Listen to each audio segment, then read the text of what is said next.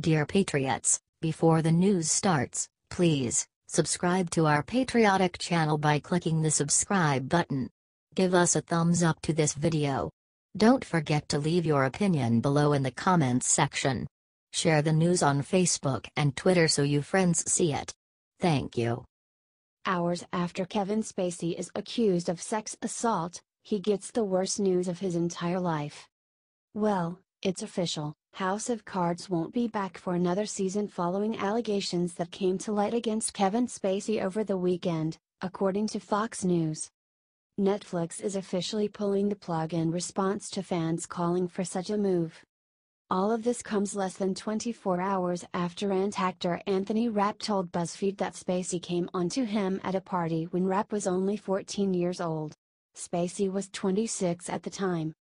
Spacey addressed the allegations almost instantly, and followed up with a confession that blew everyone away. Spacey said he chooses now to live as a gay man.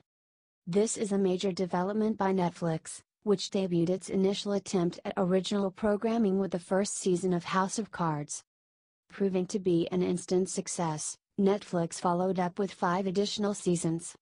That's coming to an end, however. The show will now end on its 6th following the latest news on Spacey. Some celebrities quickly came out against Spacey this morning, especially given his announcement that he's gay, which many deemed as ill-timed given the allegations. This is undeniably a wise move on Netflix's part considering the incredible controversy surrounding Harvey Weinstein and the mounting allegations made against him over the past few weeks.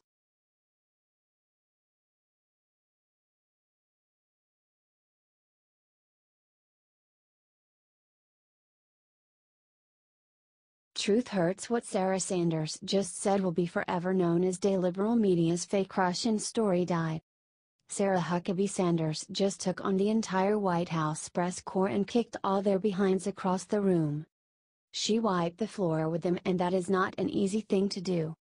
Sure, Sarah makes it look easy, but these are rabid, foaming at the mouth anti-Trump reporters who want nothing more than to inflict maximum damage on President Trump.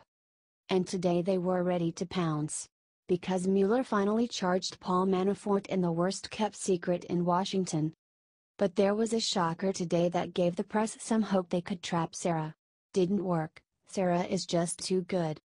What happened was the Justice Department announced that George Papadopoulos, a one-time volunteer for the Trump campaign, pleaded guilty to lying to the FBI. Which is a crime. But the press wanted to turn this into proof against Trump, and Sarah stopped them dead in their tracks with one brutal fact. It has nothing to do with the activities of the campaign, it has to do with his failure to tell the truth. That doesn't have anything to do with the campaign or the campaign's activities, Sarah said. This individual was the member of a volunteer council that met one time over the course of a year. He was not paid by the campaign. He was a volunteer on a council that met once. He reached out and nothing happened beyond that, which I think shows, 1, his level of importance in the campaign, and shows what little role he had in coordinating anything officially for the campaign, she concluded. The truth hurts media, but in this case it is fake narrative destroying. Share if you agree.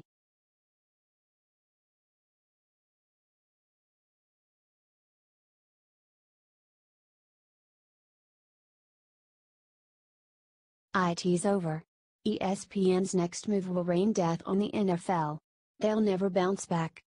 National anthem protests have plummeted approval ratings for the NFL, but the situation just got worse. It looks like ESPN could give Monday Night Football the axe, according to the Daily Caller. There are reportedly several reasons that would make sense for the network to abandon the long-standing Monday night ritual.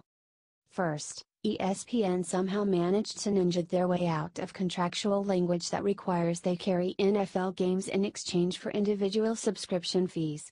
This means that while as true distributors would likely lose their minds should the network drop the games, it's nevertheless open for negotiation. Second, the network can't possibly ignore that ratings have been consistently on the decline since 2015. With coverage costing ESPN a whopping $15 million, it could make sense to cut their losses and move on. Quite frankly, Who could be sad to see the great ESPN empire fall after everything it's done to ostracize conservative viewers since Trump was elected last year?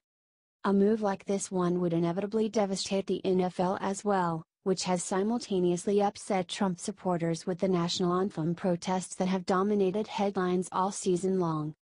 And just when the organization thought the controversy had taken a turn for the better, the Houston Texans staged a massive protest on Sunday in response to team owner Bob McNair's comments that they can't have the inmates running the prison.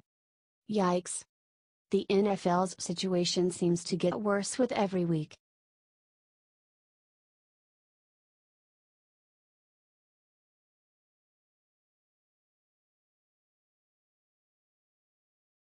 Chuck Grassley smacks gloating libs, gives chilling warning to Dems about what's coming next.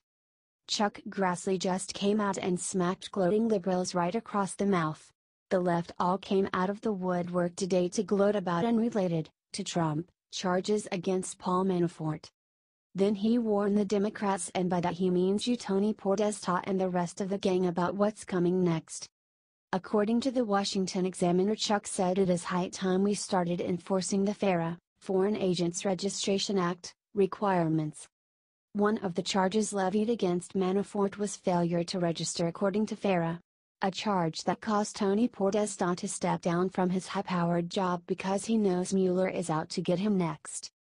I've been raising concerns about lackluster enforcement of this foreign influence disclosure law for years now, regardless of administration or political party, Grassley said. It should be enforced fairly and consistently, regardless of politics or any other factor. Correct. Then Chuck gets serious. The dirty little secret is that lots of people across the political spectrum in Washington have skirted their FARA registration obligations for years with little to no accountability. I've been working on legislation to improve the Justice Department's enforcement of FARA, and expect to introduce it very soon, Chuck added. In other words, Chuck is going to help Trump drain the swamp, and for that he should be commended.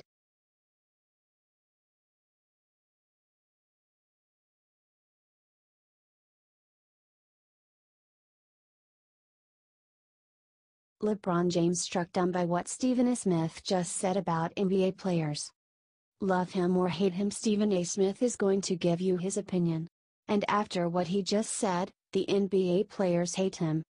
Stephen was making a larger point about respect when he lashed out at LeBron James' teammate J.R. Smith for his choice of attire. It is hard to argue with Stephen, not for the reason he gives, that was just nonsensical and funny, but with the larger point about showing respect and dressing for success and being a good role model to all the young folks who look up to these spoiled athletes. According to Breitbart, Stephen went off on the NBA players in a rant for the ages. Junior Smith was sitting on that bench in the fourth quarter with a hoodie on.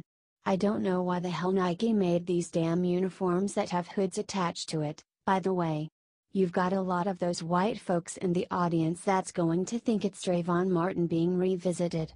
And I'm not joking about it.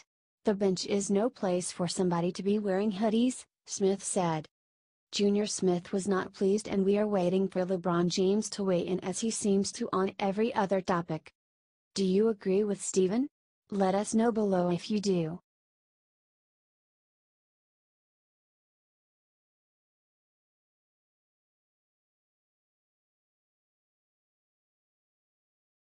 Joy and Whoopi get totally filthy, air slanderous Trump video today that goes too far. All President Trump's enemies came out to gloat with the charges against Paul Manafort. And none worse than the ladies of The View. The sad part of this gloating is, in order to do it they all had to ignore the facts of the case. Because if they did, they wouldn't be gloating but crying. Because the charges against Manafort actually do more to clear Trump than convict him. As Trump himself tweeted out, these charges are for old financial crimes unrelated to him or his campaign. In other words, no collusion. But Whoopi and Joy didn't mention that in their slanderous hit piece on Trump. Whoopi Goldberg started off the gloating saying the morning has been rather interesting. The audience howled with delight, and they seemed to know there was going to be an epic Trump bashing coming soon. And Whoopi and Joy do not disappoint. They introduced a slanderous video about Trump with Whoopi cautioning her liberal audience, because they believe anything, that the video was not real. To which Joy Behar belched, "It's not real yet,